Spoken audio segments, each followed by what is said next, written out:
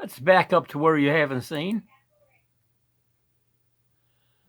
We call these our dailies. It's they send us pictures every day of what each person is or group of people has been doing. Al's working on the northeast corner. He's cutting this little piece of dirt out over to here today. That's Nane. That's one of the three brothers. He's got this chunk right here to here that's still to go. And then they all have a chunk here that's the size of the electrical room. That's going to take a little bit of digging because it's about 5 feet deep. The lines you see here, they call those straws in the Philippines. We call them string in the U.S., but they're more like a smashed straw. Let's see. We just looked at Al. He's cleared across here. Then they have this up this hill, this shape of bags up here, and you see the string lines. So that whole corner of that hillside's got away, plus enough work room to tighten the bolts in the slip forms. So we need about a foot on the outside of our foundation, because the foundation, the footer's 10 off each side, 20 inches of width. So you get some of that, plus another foot's all you really need.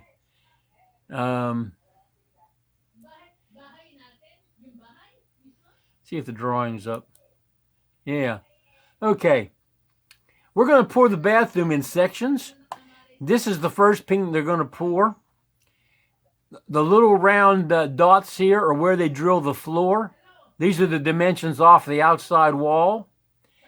And this corner, we give them dimensions up here from the house post. This corner here is exposed in the room. And the wall fits into this. The whole thing's a puzzle. You could pick it apart a piece at a time. The rest of it would be sitting right there. But this, there's bars that go through these columns and into the tie beams, but there's none from the columns into the walls. The walls are tied to the floor up at top because those 10-inch on center bars get bent over, half of them into the floor one way and half the other way, and at the edge they all bend in. But we have dimensions over here to the beginning of the wall surface, the center where the rebars are, and the far side. So once they get the first one, it's 3.5 and 3.5. But they could lay it out off these numbers. It's the same thing. But really, they know that it's 7 inches, and they're going to put the 3.5 and 3.5, or from the center, that much either way. But the locations of these holes are down because after the first 4 feet, then you don't have any rebars going through these niches. These are glass blocks that are going to be set into the outside of the wall, leaving a place for shelving and stuff inside. This piece here is the shower. This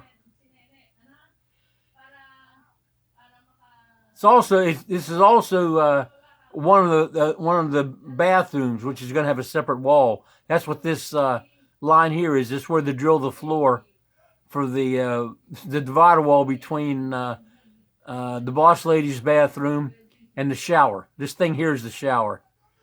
It's I think it's 6 feet square, something like that.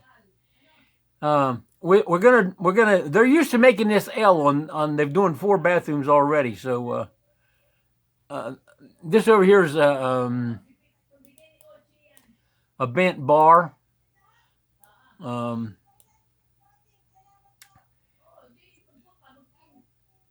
It's made out of a piece that's 89 inches, and 75.5 from the end is the bend. You need 12 pieces. That's the only ones that's not a straight cut. There's a list of straight cut bars as well. Okay. So once they pour this is how you, I can make that bigger. Why not? There's instructions here on how to measure and all that. But this is showing them how to set up the slip forms, where they bolt together, and which there's a long side and a short side on these. This is the long side, and that's the short side. of a corner form. And this 27, they'll make those up. They'll use cocoa lumber and probably use phenolic board because they're only going to use them 2 pours. So no use putting brand new stuff there. Anyway, that shows them where to get the forms. And after they've poured that full height, you'll have the L, and they're going to put forms in here in the middle. And again, well, actually, this piece over here on the end, they can use it again here and just cut a little bit off the end. So they'll figure that out without being told. And this is Aurora's bathroom. So this is the second pour. Like if they pour this on Monday, we'll let the forms sit on it all day Tuesday and maybe Wednesday. If they pull the forms off and switch them on Thursday, they can pour this wall for sure on Friday. And then on Monday, they're ready to do the next little chunk, which is just like a 45-degree bend wall. And this is showing them where the door frame goes, how far the door goes from this corner here. And we're going to tell them they can make this any way they want, as long as they connect it from that wall to that corner. Because there's a door jamb here in the actual house is built, and they have to leave room for the door to open into that. That's why it's the angle it's at.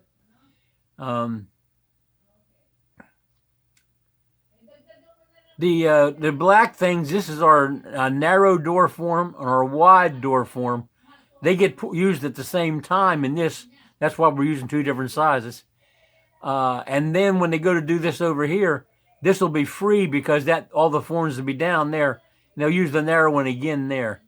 We use them and use them and use them. Okay. And let's see, do we have a bathroom here that's complete? I think it's like this one down here.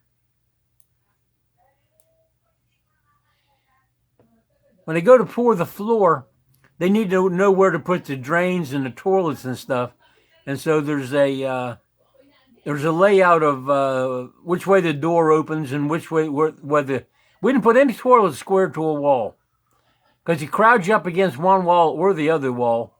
And I'm going to pour a elevated floor under this toilet, except around the front of the toilet will be the same as the bottom of the rest of the room.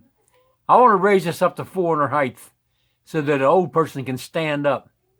The actual wall is back here, and this is the render on the wall. So this is a urinal, and this is up 2 inches, looks like about 2 inches off the wall. And then the cleanouts, the wide cleanouts for all the 4-inch and 3-inch lines will be behind the toilet where you can't see them unless you're standing up on the toilet looking down behind it. That's my side of the master bathroom. I get a smaller piece, but it doesn't take me long to take a bath and whatever. She wanted a bathtub, so this is the 3rd revision of her bathroom. She's got a vanity cabinet with a sink, a toilet, a bathtub, a sitting shelf here which hides the fact that the plumbing is up under there, gives you access without tearing the house down. And over here, just standing loose on the floor, she's going to make a bamboo cabinet for linens.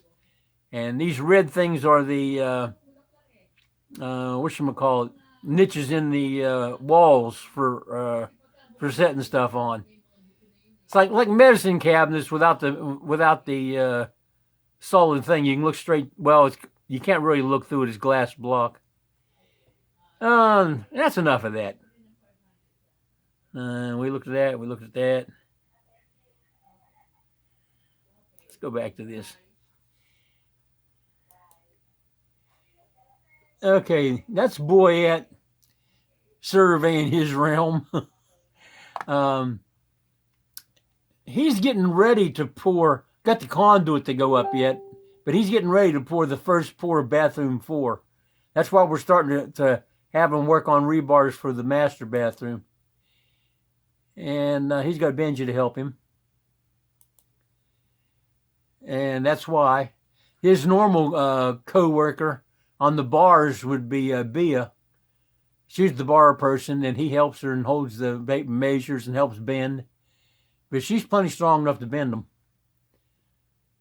And they're working at knocking this little piece of dirt out here and then cutting this chunk of hillside out. And then we're going to get the water transit out and make this really level. And that's Nane. He's supposed to be filling the bucket and she's supposed to be carrying them, but well, I guess they can do it any way they want. Al's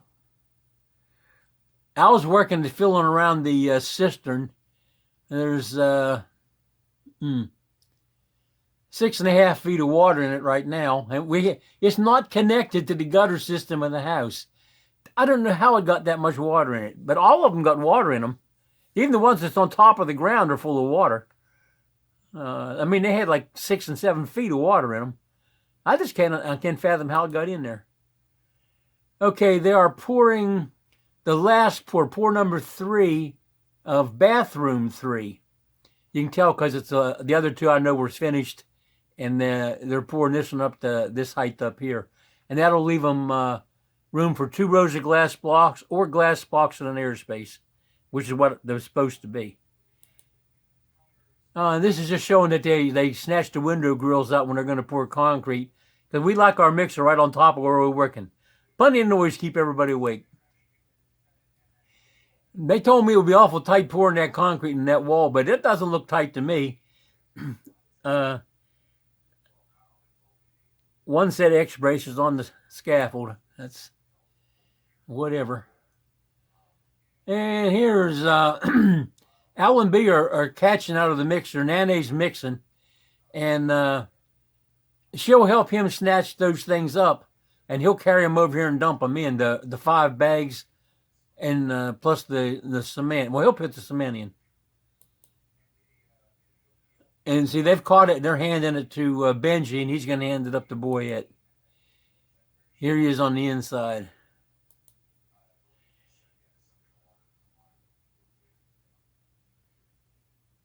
He's got to have him something to stand on. I didn't think he was that short. Okay, they're pouring bathroom 4. They're going to pour the full height of the form, and that'll be 4 feet for first pour. And this is probably Keisha taking pictures. She takes pretty good pictures. Okay, this is I think this is the first day on rebar. That thing we looked at before, they cut those 58 or so bars they had to have, plus they cut all the ones for the bathroom.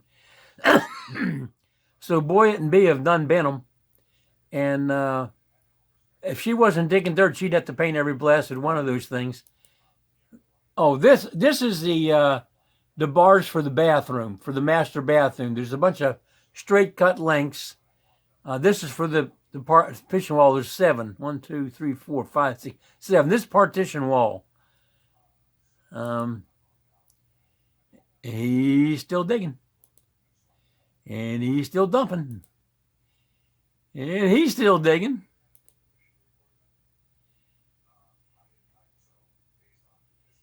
What do we got here? I think this is going to be a video. We can skip that. We get daily digging progress. This grass has got to go away. But that's showing you that we chose this place for true solar south, and so it wouldn't be shaded by a building on top of the septic tank. This got multiple choices for use right now. But so they're not having to take off except that deep across the whole back, 60 feet by 10. That's only 600 cubic feet. So, you know, a week and a half, doing it with a shovel and a bucket, you know. But they got to dig this out. And that's not just the chunk you see. It also includes this height here. It comes down to the same height. There's some kind of a fish here in the grill. I guess they got the stuff lined up here to go in the mixer. For whatever pour this is, that's the stuff they're going to put in that piece of wall. Okay, they poured the forms, or poured this wall and taken the forms down, except for the door frame, except for the top of the door frame. The bottom of the door frame was already in bathroom 4. Bathroom 4. It's a confusing picture, but I can see concrete over here, you know, on the, this is the room that the door goes between the two bedrooms. And this is the long wall from here over there. And see, here's the top of the concrete up to the door jamb. So this form is just laying there. They unbolted it and they haven't picked it up yet. This one's not unbolted at all. Neither of any, well, that one there is unbolted, but they haven't moved them. This wall here has been unbolted, but they got to take them up. And this is the piece they're going to put on the corner there when they get round to it.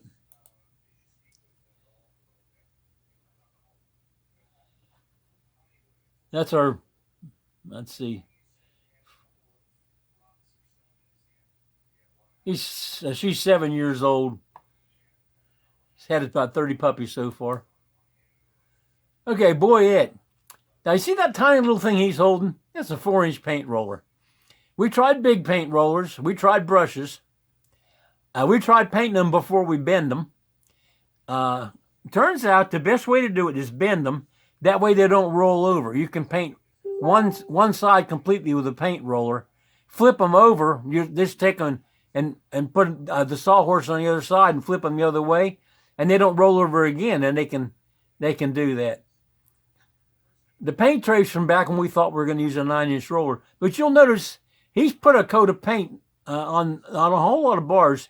You don't see a drip on the floor, so we're not wasting any paint. Again, you look at the floor. Most time in the Philippines, it's about as much on him and the floor as it would be on the bars. But he's going to put 2 coats on here. Now, in the drawing, they were dark blue. All they have to be is bluish. So we buy the 4-gallon pails of white. It's enamel, generally Boyson's paint. We use coats every once in a while for concrete. I got nothing against Nations. It's just the store we shop at sells Boyson. But he's going to paint those, and then when those are got the second coat on them of that same color, then he'll put these up.